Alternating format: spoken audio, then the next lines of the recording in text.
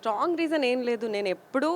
నేను any social ప్లాట్‌ఫామ్‌లో ఉన్నంత రోజు నేను ఎప్పుడు మాట్లాడాను. ఈసారి అంటే ఎలా అయిపోతుందంటే, ఏదో మేము రెస్పాండ్ అవుతున్నాం కదా! మేము టైం తీసి పాజిటివ్ కానివ్వండి, నెగెటివ్ కానివ్వండి, ఎన్ని డీఎమ్స్ కానీ, కమెంట్స్ కానీ వచ్చినా, నేను అందరికి అదే ఇంపార్టెన్స్ ఇస్తా. బికాజ్ నా డిక్షనరీలో పాజిటివ్, నెగెటివ్ అనేది ఉండదు. ఓన్లీ పర్స్పెక్టివ్స్ అనే ఉంటది. మీరు అంత టైం తీసుకొని నన్ను తిడుతున్నారు. సరే నేను కూడా టైం తీసుకొని మీకు కొంచెం ఇస్తా, కొంచెం పర్స్పెక్టివ్ ఇస్తా. తీసుకుంటే తీసుకోండి, లేకపోతే get ready for the whole drama అని చెప్పి పెడతా అంతే. సో ఇవన్నీ పక్కన పెడితే నేను ఏం చెప్పాలనుకుంటున్నా అంటే ఈ హోల్ సినారియో మీద I literally tagged lot of people from the industry where Abhinav has worked for some particular projects. దాంట్లో ఒక్కరు కూడా no one even voiced it out or voice చేయాలని కాదు నేను వాళ్ళని ట్యాగ్ చేసింది.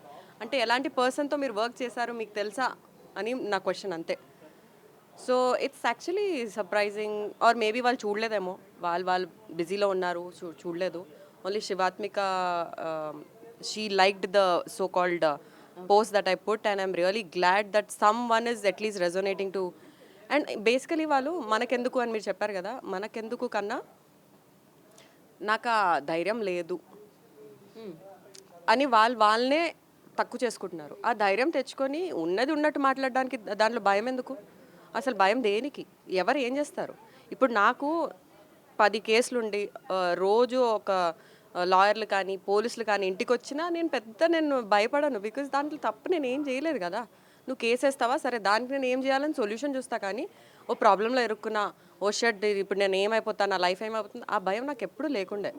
యాక్చువల్లీ ఇంతకుముందు ఉండే, చాలా ముందు. అప్పుడు నేను చాలా ఇన్నోసెంట్ ఉన్నా. బట్ ఎంత ఇన్నోసెంట్ ఉన్నా అంతే నేను ప్యూర్ అండ్ రియల్‌గా కూడా ఉన్నాను.